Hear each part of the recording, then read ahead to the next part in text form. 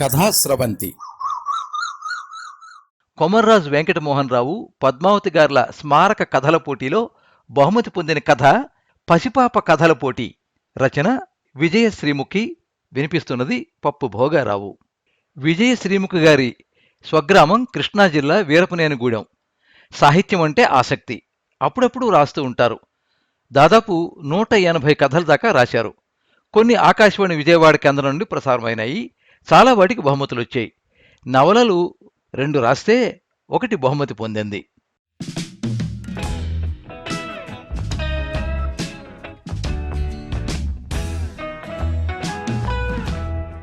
Hello, నవ్వండి నవ్వండి పత్రికాఫీస్. ముందున్న పేపర్స్ చూస్తూ వచ్చిన ఫోన్ కాల్లో చెప్పారు ఎడిటర్ నీలకంఠం. మీరు నవ్వండి నవ్వండి పత్రికేనా అండి? నా పేరు పసిపాప సార్, చెప్పిందామె. మీరు అడగడంలోనే అర్థమవుతుంది మీరు పసిపాపని. నవ్వండి నవ్వండి అనే పత్రికకు ఎడిటర్ని మాత్రమే. నేనే పత్రిక కాదు గాని చెప్పండమ్మా అడిగారాయన. నేను మీరు అనుకున్నట్టు పసిపాపనేమీ కాదండి. మా ఇంటి పేరు పసివారు, నా పేరేమో పాప.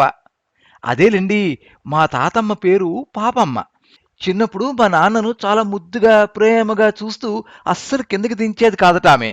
అందుకే నాన్నేమో వాళ్ళ నాన్నమ్మ మీద కృతజ్ఞతతో నాకు ఆమె పేరు పాపమ్మ అని పెడితే మోటుగా ఉంటుందని పాప అని పెట్టారు. అమ్మా, పాపమ్మ గారు, మీరు విషయం చెప్పండమ్మా, విసుగు దాచుకుంటూ అడిగారు ఎడిటర్ నీలకంఠం.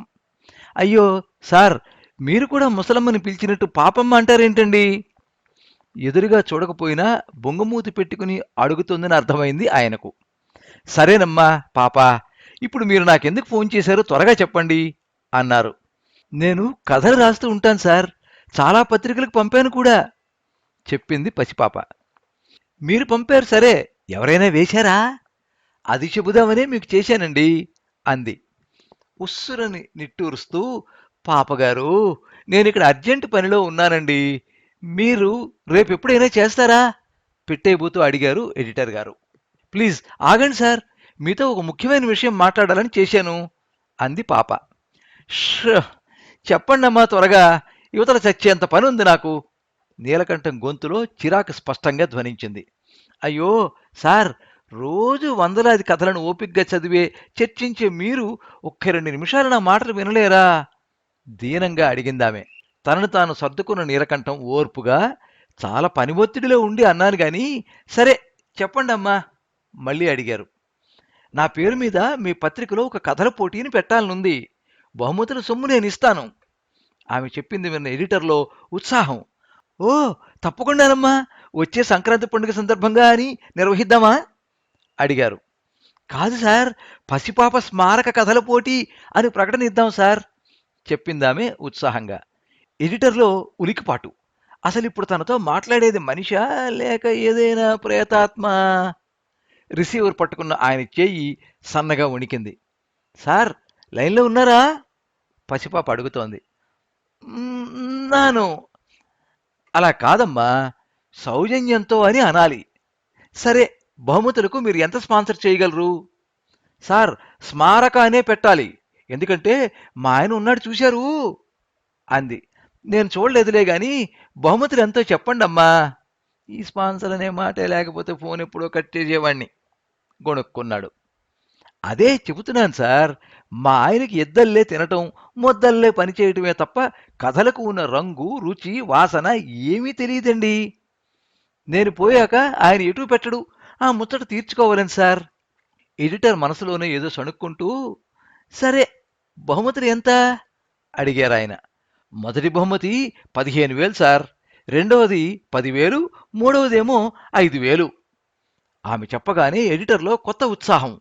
మామూలుగా అయితే రచయితలు ఏదో రాసేసి పంపుతారు, పోటీ అంటే కాస్త శ్రద్ధగా మంచిగా రాస్తారు. వాటిలో సాధారణ ప్రచురణకి బోర్డు తీసుకోవచ్చు, క్వాలిటీ కథలను వేసే పత్రికగానూ పేరు తెచ్చుకోవచ్చు. సార్, మీరేం మాట్లాడడం లేదేంటి? పసిపాప అవతల నుంచి అడుగుతోంది. అలాగేనమ్మా, తప్పకుండా ప్రకటనిస్తాము, కానీ స్మారక అనే పదం వాడకూడదమ్మా, సౌజన్యంతో అనే అందాం, సరేనా? అనునయంగా చెప్పాడు ఎడిటర్. మీరింతగా చెబుతున్నారు కనుక సరే అంటాను. ఫలితాలు వచ్చాక చెప్పండి, డబ్బు పంపిస్తాను. అన్నట్టు నా ఫోటో వేస్తారుగా సార్ అడిగింది పసిపాప. తప్పకుండా ఫోటో పంపండమ్మా, మీలాంటి సాహిత్యాభిమానులు ఉండబట్టే ఇంకా తెలుగు భాష బ్రతికి ఉంది. ఎడిటర్ గొంతులో అభినందన. శ్రీమతి పసిపాప గారి సౌజన్యంతో నవ్వండి నవ్వండి పత్రిక నిర్వహించిన సంక్రాంతి కథల పోటీకి కుప్పలు తెప్పలుగా వచ్చిపడ్డాయి కథలు. పేరున్న సీనియర్ రచయితలను న్యాయ నిర్ణేతలుగా కథల ఫలితాలిమ్మని ఎడిటర్ గారు కోరడం జరిగింది. ప్రథమ, ద్వితీయ, తృతీయ బహుమతులు పొందిన రచయితలకు వ్యక్తిగతంగా ఫోన్లు చేసి సమాచారం ఇచ్చి ఇదే విషయం స్పాన్సర్ పసిపాపకు ఫోన్ చేశారు ఎడిటర్. మొదటి రోజు 2-3 సార్లు చేసినా ఆమె ఫోన్ తీయలేదు. మళ్ళీ రెండవ రోజు పసిపాపకి కాల్ చేశారు ఎడిటర్. ఈసారి తీశారు. హలో, ఎవరు? పురుషుని స్వరం అది. పసిపాప గారిని పిలుస్తారా? ఎడిటర్, మీరెవరు? అవతలి వారి ప్రశ్న.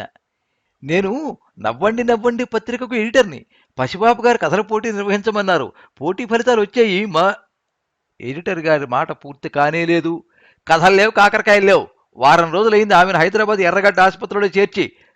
టపీమని ఫోన్ పెట్టేశారు అవతల. ఎడిటర్ నీలకంఠం కొద్ది క్షణాలు తన చేతిలోని రిసీవర్ని పిచ్చిగా చూస్తూ ఉండిపోయారు. మై గాడ్, ఈ మహాతల్లి పసిపాప నాకు మసిపూసిపోయిందిగా గాబరాగా అనుకుంటూ చిన్నగా రిసీవర్తో నుదుటి మీద కొట్టుకున్నారు నవ్వండి నవ్వండి పత్రిక ఎడిటర్ నీలకంఠం.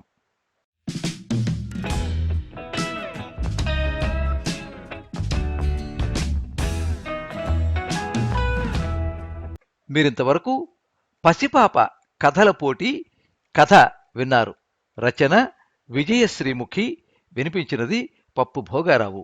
ఈ కథ విశాలాక్షి సాహిత్య మాసపత్రిక 2025 సంవత్సరం ఏప్రిల్ నెల సంచికలో ప్రచురితమయ్యింది.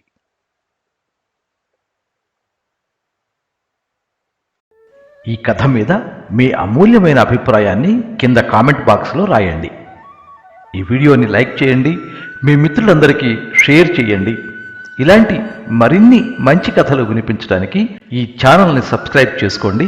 పక్కనే ఉండే బెల్ ఐకాన్ని క్లిక్ చేస్తే ఇలా అప్లోడ్ చేసే వీడియోల వివరాలన్నీ కూడా మీకు ఎప్పటికప్పుడు నోటిఫికేషన్ ద్వారా తెలుస్తాయి. ఎప్పుడు మీ అభిమానాన్ని కోరుకునే పప్పు భోగారావు. సర్వే జనాః సుఖినో భవంతు.